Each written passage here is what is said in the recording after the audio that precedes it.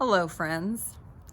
I've realized as we've been in this holiday season at TBI that one of the great spiritual machlokot, spiritual disputes that plays out in this season is the question, is Yom Kippur a day of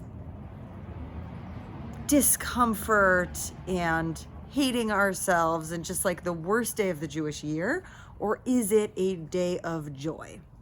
And those of you who have heard me teach on this may already know that I side with the opinion expressed in the Talmud in Masechet Ta'anit that Yom Kippur is the most joyful day in the Jewish calendar.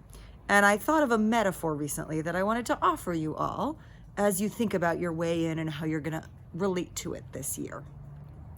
So, think of how you relate to an assignment that you get for school or for work, and it takes a lot of work and it takes a lot of time to complete and it's hard. And at the end of the assignment, that sense of relief you'll feel as you turn it in. Now, if you procrastinate and you don't do the assignment, and so 2 days before or the day that it's due, you are just sweating over it and stressing yourself out and berating yourself about how you didn't do it, that day, the day of the deadline, is gonna suck.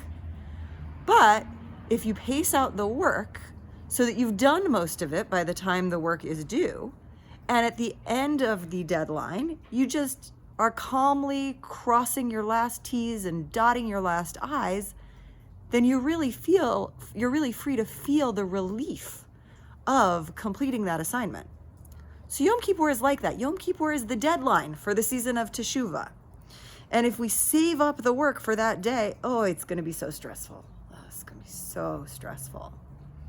But if we space it out, if we think about the season, if we do the season, then, we're just dotting the last few I's and crossing the last few T's. And it's even better than that because we're doing it with each other. So it's like a deadline and the party when we turn in the assignment all together. Here's the thing.